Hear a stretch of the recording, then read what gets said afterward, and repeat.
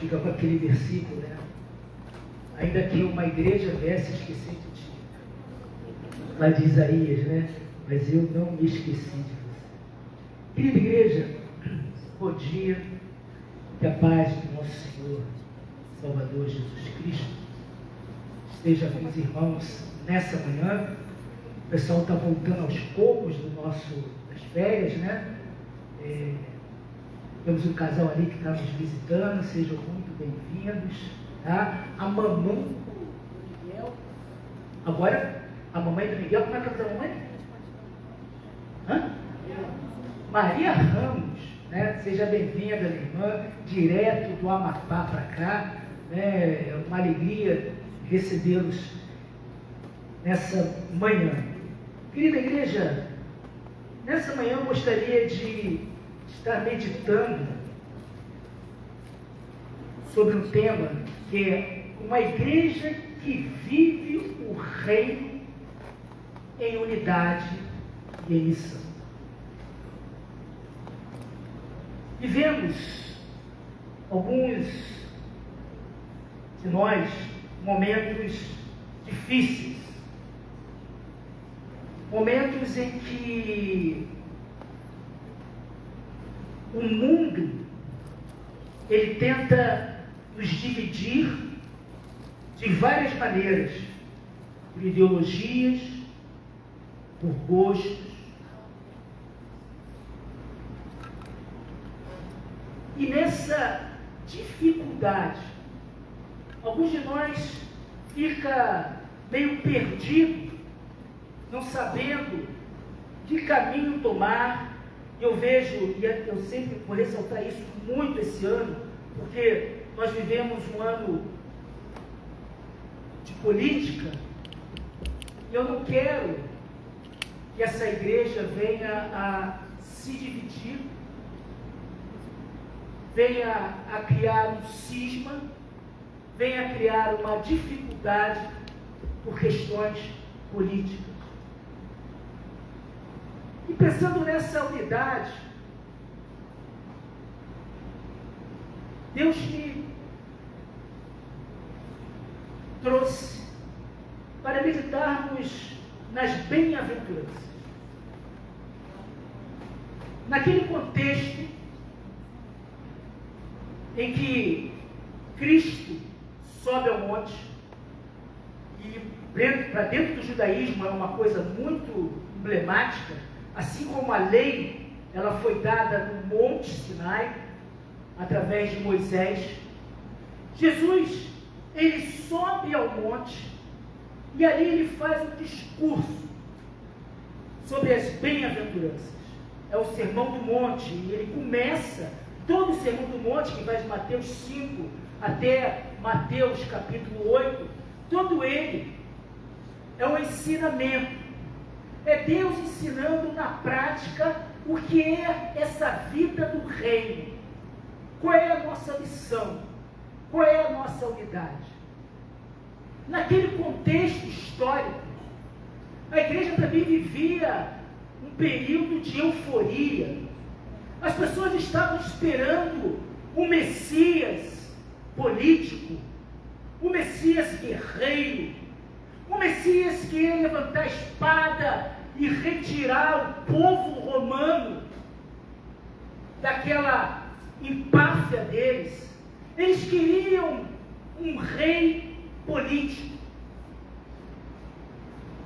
Jesus, conhecendo o coração daqueles homens, ele sobe e faz um discurso que deixa o povo perplexo. Porque ele vai de encontro com tudo que aquele povo esperava de reino. E ela tem uma aplicação direta nos dias de hoje. Queremos um Jesus político. Temos politizado o Evangelho. Temos criado coisas, e nós aprendemos hoje aqui na Escola Bíblica Dominical, temos criado conceitos que Jesus não ensinou. Por isso vale a pena voltar a esse entendimento. A igreja, ela precisa ser um lugar de descanso. A igreja precisa ser um lugar para acolher as almas cansadas. Vivemos dias com muito barulho, muitas opiniões, muitas verdades correndo, mas poucos lugares onde a alma realmente encontra descanso.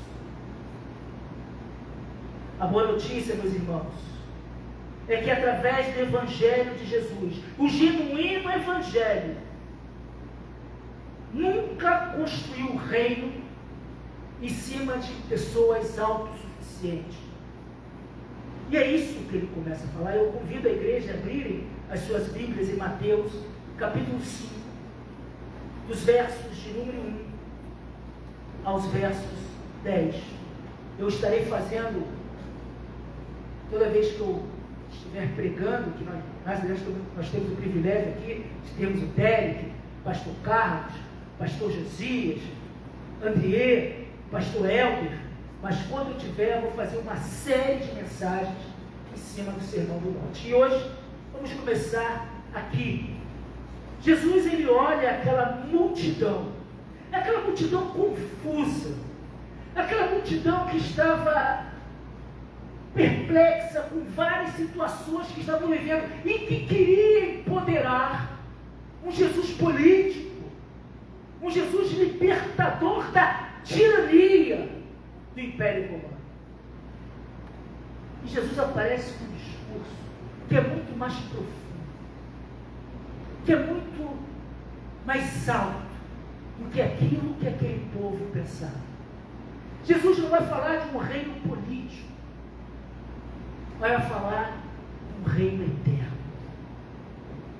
de graça, de conforto, de amor, que vai na contramão do que aquelas pessoas queriam para aquele momento. E diz assim: ao ver a multidão, Jesus subiu ao monte e ele se assentou, e seus discípulos se aproximaram. Então ele passou a ensiná-los. Aí começa a série de sermões.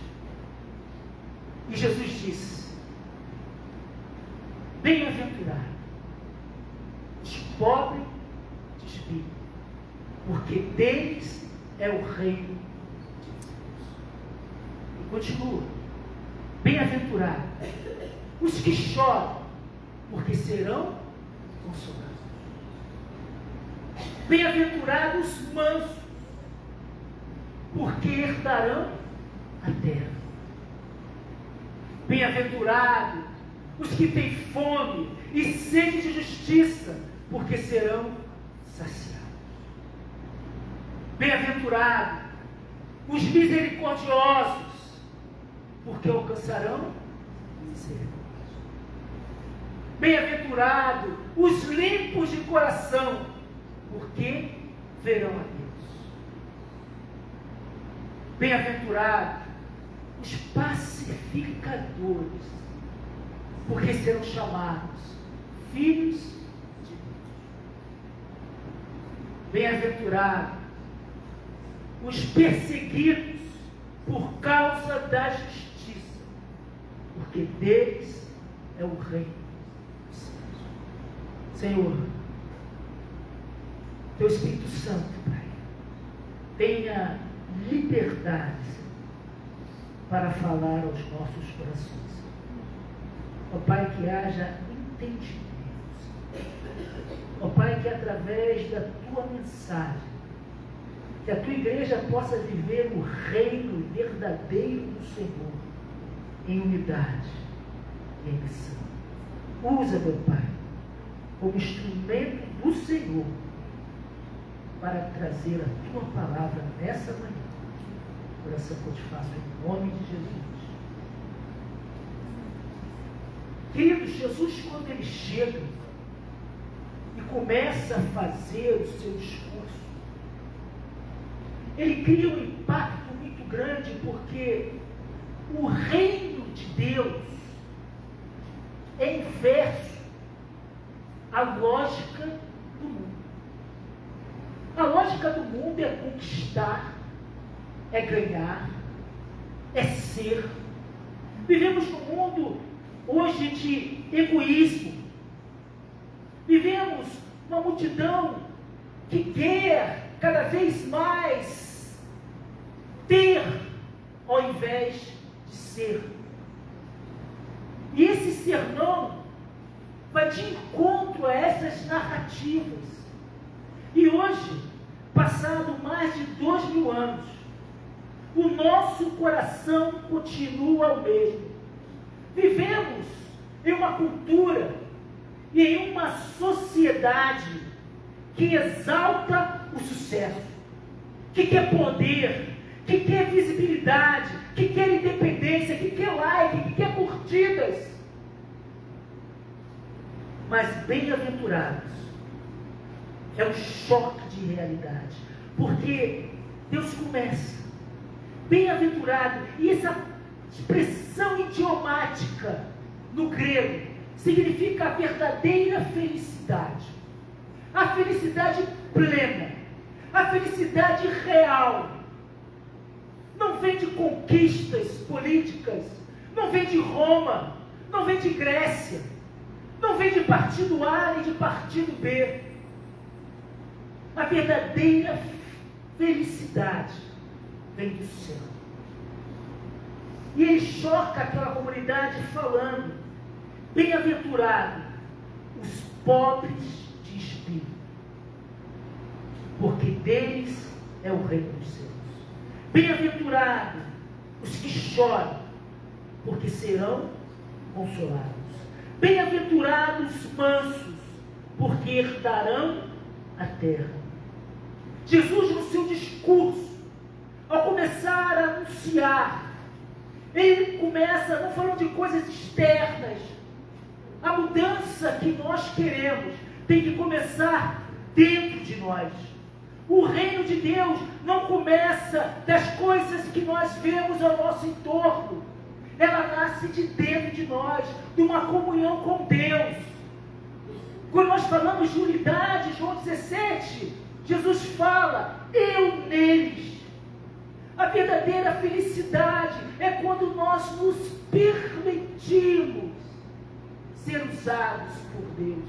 Quando nós nos permitimos ser pastoreados pelo Espírito Santo de Deus. Quando nós somos humildes, sabendo que nós somos pobres de espírito.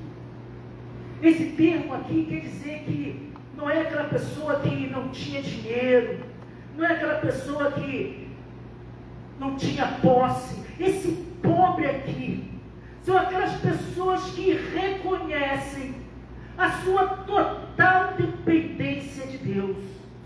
São aquelas pessoas que reconhecem que ela não tem mérito, que a salvação, que a sua alegria, ela é totalmente dependente de Cristo. Você só será feliz, nós só seremos felizes, a igreja só vai viver em unidade quando ela entender que a nossa maior riqueza está em Cristo Jesus. Que nós não temos capacidade para gerir nada. Nós reconhecemos que nós somos pobres. Nós não temos nada de bom em nós. Que tudo vem dele, por ele e para ele. A verdadeira felicidade, ao contrário do mundo, que julga a independência, o egoísmo, as coisas centradas em você, a verdadeira felicidade é aquele que vive na dependência e na obediência da palavra de Deus. É aquele que reconhece que é pobre, miserável, como diz o apóstolo Paulo: miserável homem que sou. A verdadeira felicidade, a verdadeira alegria está em reconhecer que os nossos méritos não são nossos, mas é de Cristo Jesus. Isso cria um choque. naquela comunidade. Como assim? Bem-aventurado os pobres de espírito? Porque na cultura judaica, uma das maneiras que você entendia que Deus abençoava o povo era através da sua prosperidade material.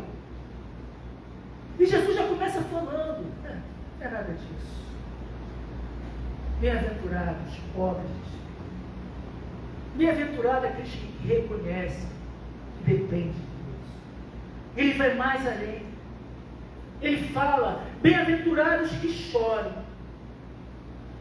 Será que a nossa igreja tem chorado? E o texto fala, bem-aventurados que choram, porque serão consolados. Mas que choro é esse? Não é choro porque o meu time de futebol perdeu. Não é choro porque o partido X ganhou ou perdeu. Mas é um choro diante do pecado. É aquelas pessoas que se entristecem ao ver diante da graça de Deus, diante daquilo que Deus faz, a nossa condição de pecadores, de pobres, e nós choramos porque nós somos miseráveis e precisamos da graça de Deus. E Deus fala, você que reconhece isso, você que chora quando vê o pecado, você que chora quando vê o Evangelho sendo distorcido, eu vos consolarei. O consolo de Deus são para aqueles que choram, e Ele continua. Bem-aventurados mansos, porque herdarão a terra. Também vai de encontro com aquele pensamento daquela época, a igreja, em nome de Jesus. Vamos aprender a ser mansos. Eu sou de uma geração que andei por Istambul. O pessoal falava assim, eu sou crente, mas não sou burro. Pisou no meu pé, eu rodo a baiana. Não sabe com quem está se detendo.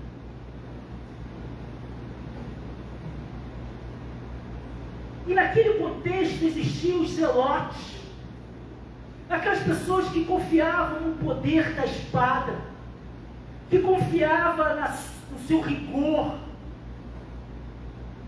E Cristo, Ele fala, bem-aventurados os mansos, porque herdarão a terra. Manso, eu sempre faço essa alegoria, né? Antigamente, quando o rodeio, existia rodeio, né? Que hoje em dia é proibido, tá? Não pode ter rodeio. O que é manso? Alguém aqui já ouviu falar desse termo, cavalo chuco? Aquele cavalo que não deixa ninguém montar nele. Aí você chama o cara para amansar o cavalo. Né? Existe esse termo, né? Amansar o cavalo. E aí, quando ele amansa esse cavalo, ele consegue selar o cavalo e subir dele. E aí o cavalo, ele começa a fazer não aquilo que ele quer, mas aquilo que aquele cavaleiro deseja. É ele que dá o guia, é ele que dá a orientação. Eu pergunto à igreja, será que o cavalo deixou de ser forte? Será que o cavalo perdeu o seu vigor?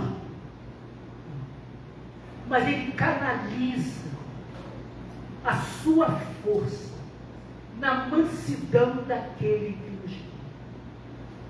Jesus está falando aqui, bem-aventurados os mansos, são aqueles que sabem que poderia resolver de uma outra maneira, mas elas preferem ser guiadas pelo Espírito Santo de Deus.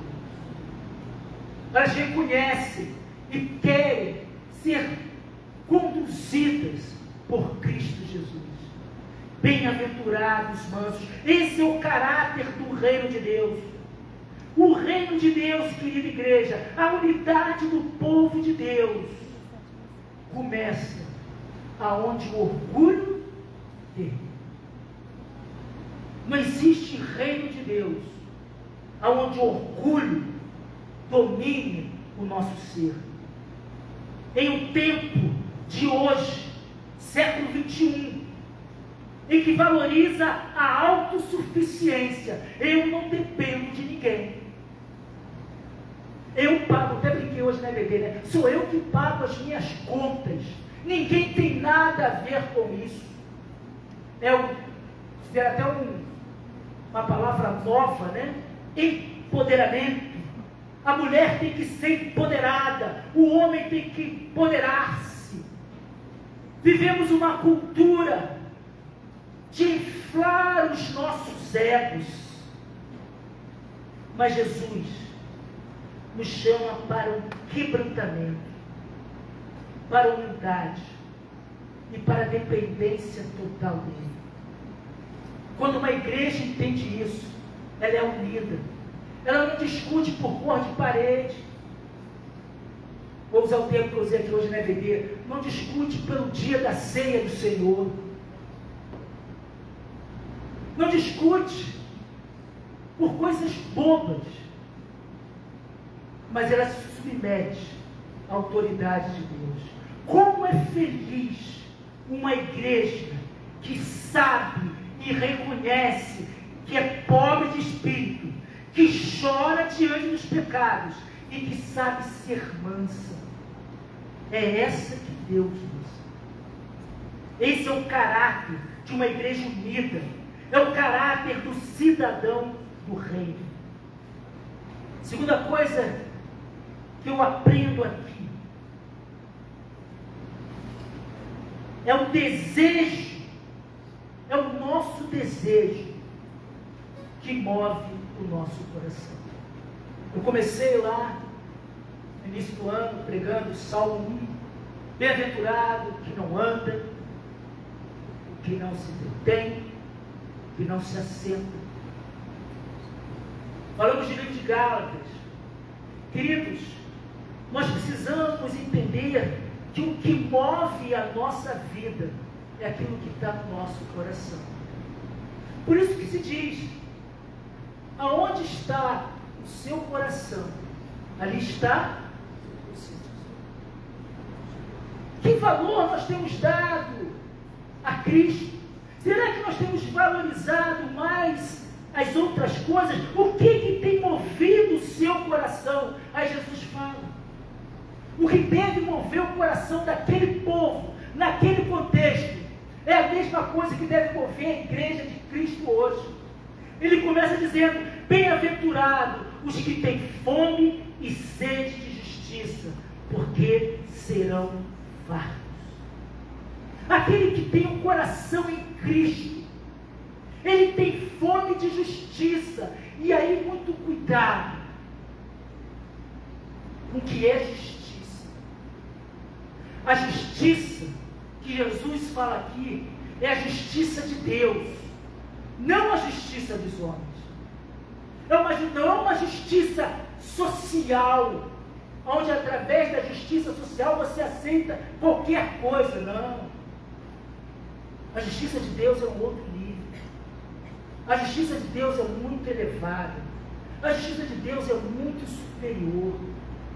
E é isso que ele fala, bem-aventurado os que têm fome e sede, que desejam comer e beber. E aqui fome e sede são os dois elementos da vida. Nós vamos comer e beber. É isso que Jesus está falando. Vocês precisam ter fome, vocês precisam comer e beber da justiça. Será que nós hoje temos sede de justiça? Será que nós queremos realmente viver alinhados com a vontade de Deus? Ou será que nós temos sede e fome de fazer a vontade dos outros para sermos incluídos? No experimento social, a gente sabe, né? Os adolescentes, eles andam em tribo. E eles fazem tudo para ter um sentido de pertencimento. Onde não poucos jovens acabam perdendo a sua identidade, por isso o número de suicídios. Perder a sua identidade para fazer algo que pertença a um grupo. Mesmo que isso vá de encontro aos seus entendimentos, às suas raízes. Eu testemunhei isso, atendi uma pessoa que tentou o suicídio, porque para ser aceita pelo grupo, ela tinha fome e sede de fazer parte, e ela fez algo que é contra aquilo que estava no coração dela. Redes sociais hoje em dia é uma coisa maravilhosa, né? Ainda postaram no grupo aquilo que aquela pessoa tinha feito. E aquela pessoa, ao ver a vergonha, ela tenta suicídio. E aí vem a pergunta, querida igreja: você tem fome e sede de quê? De que você tem se alimentado? O que você tem bebido? O que nós temos comido? E ele continua dizendo: bem-aventurado os misericordiosos, porque alcançarão misericórdia.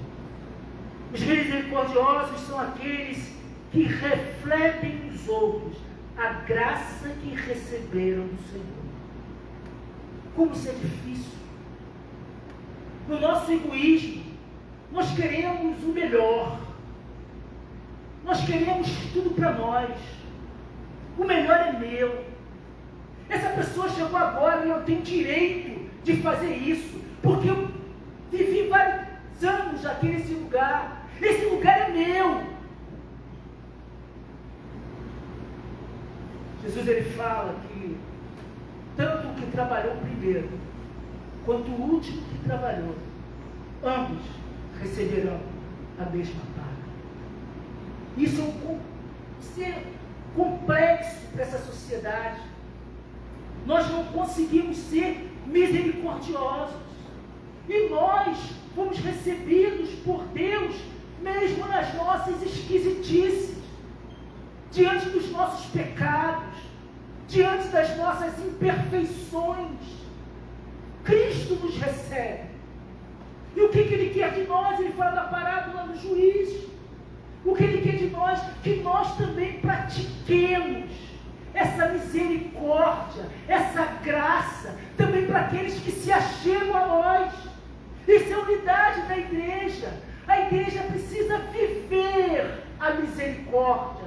Ela precisa olhar com graça as outras pessoas, mesmo com falha, para alcançá-las e transformá-las, assim como Cristo nos transformou. Bem-aventurados são esses misericordiosos, porque eles alcançarão a misericórdia de Deus. Vivemos dias de muita cobrança. As pessoas cobram muito, mas pouca compaixão. Jesus nos ensina que a igreja não é e não pode ser. É claro que existe a disciplina, mas a igreja não é um tribunal para condenar. Lembra hoje, né, bebê? Que aqueles que negaram a fé no momento da tortura não poderiam pertencer ao grupo, negaram o arrependimento, negaram a graça. Hoje as igrejas continuam fazendo a mesma coisa, mas a igreja precisa ser um lugar onde pessoas são restauradas e transformadas pelo poder de Deus. Uma igreja unida é uma igreja que leva a restauração de Cristo, para que as vidas sejam transformadas pelo poder do Senhor. Isso é ser bem-aventurado. Terceiro e último ponto, dentro desse sermão, ele fala: bem-aventurado os limpos de coração, porque verão a Deus. Bem-aventurado os pacificadores, porque serão chamados filhos de Deus. Bem-aventurado os perseguidos por causa da justiça, porque deles é o reino dos céus. Viver no reino, querida igreja, tem um custo. Limpos de coração é aquele que vive um verdadeiro evangelho, sem máscara. Um evangelho de integridade diante de Deus. Temos que ser limpos. Temos que deixar Deus tocar no nosso coração e retirar de nós as nossas impurezas, para que sejamos bem-aventurados. Naquele contexto, ele está falando diretamente aos fariseus. Porque os fariseus eram aquelas pessoas legalistas, que cobravam, que exigiam, mas eles mesmos estavam em pecado. Tanto é verdade,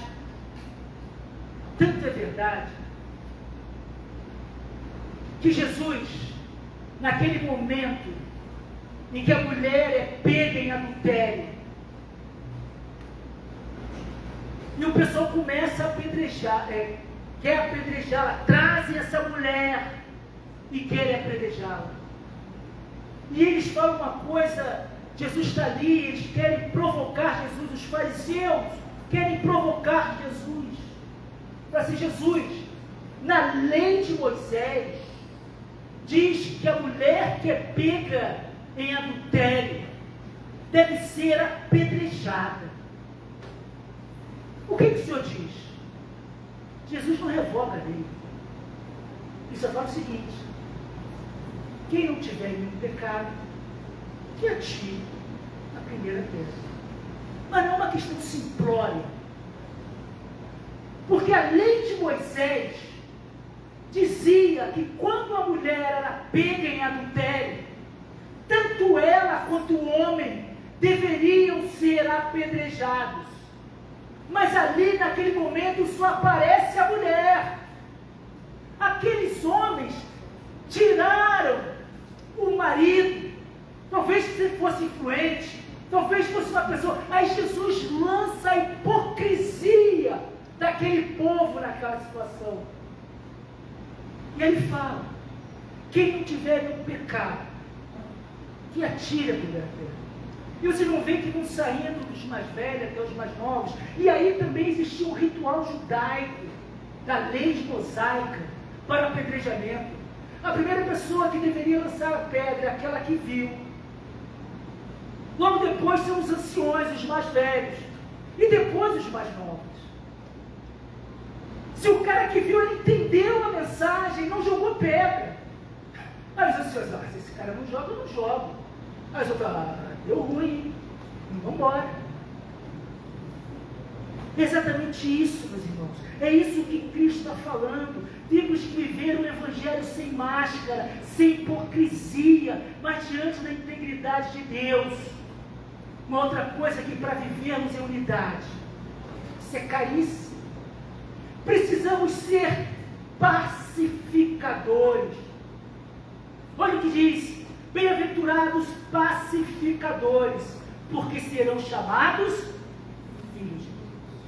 Uma pessoa que vive criando contenda, uma pessoa que vive criando dificuldade, uma pessoa que vive criando cisão, é uma pessoa que não é feliz, não é um bem-aventurado. Pacificador é aquele que trabalha pela reconciliação, mesmo que isso exija a sua própria renúncia. É aquele negócio que o Bruno até falou hoje, com relação ao bigode dele, né? Ele falou assim: eu prefiro ter paz do que ter razão. Ele estava com um bigodão bonito, perguntou para a Suzane o que ela achou, falou assim: vai agora e tira. Ele falou: tirou, ele quer paz. Ele agiu como um pacificador. Ele abriu mão daquilo que ele pensava pelo um bem maior, pela unidade no casamento, pela alegria. E é isso que Deus está falando. Olha, pessoal, vocês têm que ser pacificadores. Vocês não têm que criar dificuldade. Vocês têm que ser aquela pessoa que promova a reconciliação, mesmo que isso exija de você a renúncia. E, gente, como isso é difícil. Como é difícil você renunciar a algo que você julga ser teu por direito, por amor à unidade. Mas a palavra de Deus fala: bem-aventurados são os pacificadores, porque serão chamados filhos de Deus. Se você fizer tudo isso, sabe o que essa sociedade vai fazer? Vai te perseguir. Porque você não se amoldou a esse mundo. Você não está andando guiado por esse século. Cria-se uma divergência que para nós é muito difícil, muito complicado. Você deixa de ser aceito em vários lugares pelo simples fato de ser crente. Eu conheço famílias em que filho foi botado para fora de casa porque aceitou a Jesus. Crentes sendo perseguidos, pessoas sendo mortas no mundo todo por pregar a verdade, pessoas sendo expulsas de lugares porque falam de Jesus, pessoas que pedem exoneração são perseguidas. Por isso ele fala: bem-aventurado os perseguidos por causa da justiça. Preste atenção nisso, gente. Mais uma vez, é a justiça de Deus. É pregar o amor. É pregar a família. E ele fala: bem-aventurados os que escolhem agradar a Deus, mesmo que isso gere no nosso meio a rejeição. Vou fazer um link com a mensagem do domingo passado, em Gálatas, capítulo 1, quando Paulo fala: persuado eu agora sou, agradar a homens ou agradar a Deus?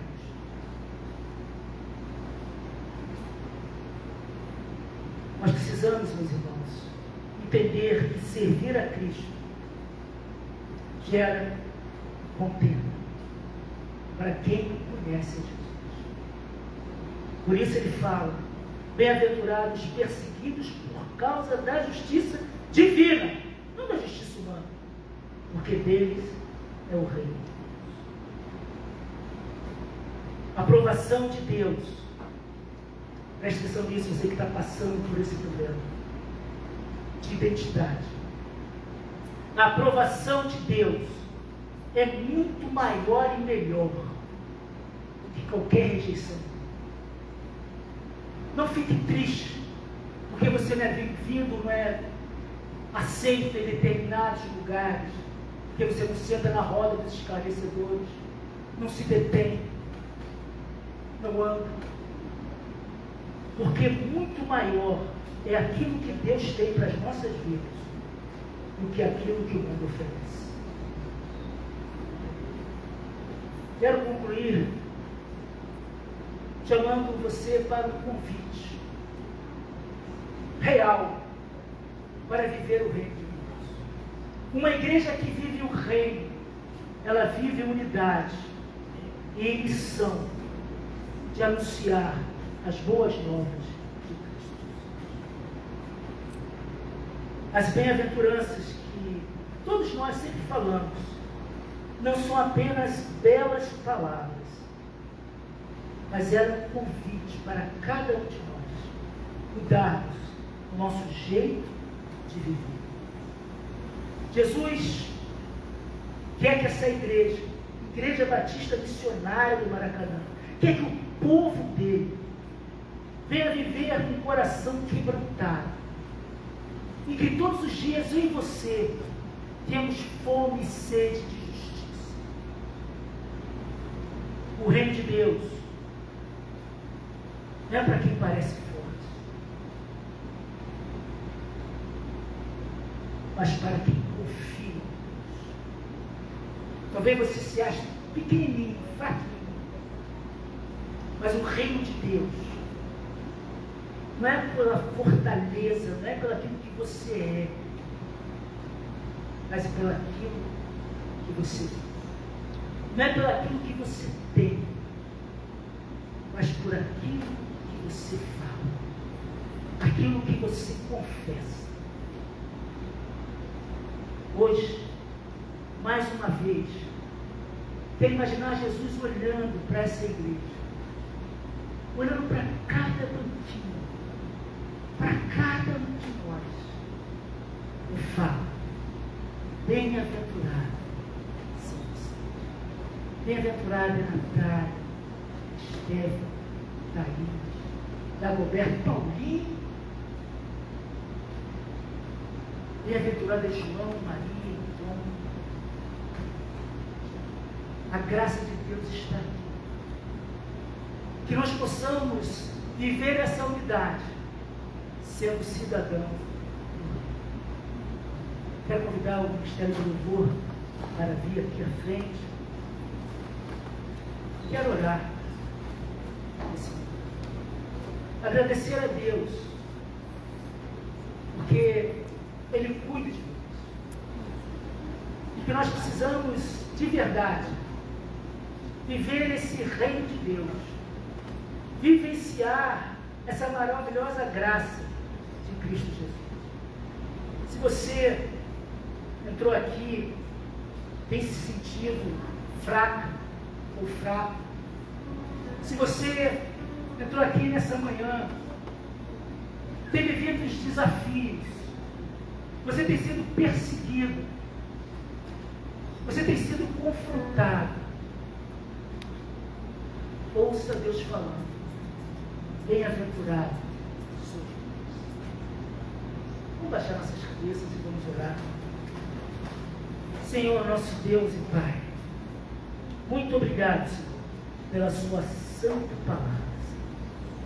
Muito obrigado, Senhor, porque nós somos felizes, porque sabemos que nós dependemos de Ti.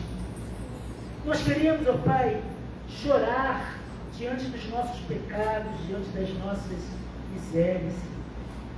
Ó Pai, queremos andar com humildade, Senhor. Queremos ter fome e sede da Tua palavra, Senhor. Ó Pai, que a Tua igreja, Senhor, seja cheia de graça e misericórdia, Senhor. Que nós possamos ser puros e limpos, ó Pai, de coração. Que essa igreja seja pacificadora, construtora de pontes e não de muros. E que através da nossa perseguição pela justiça, nós possamos ter a certeza que caminhamos para o Deus.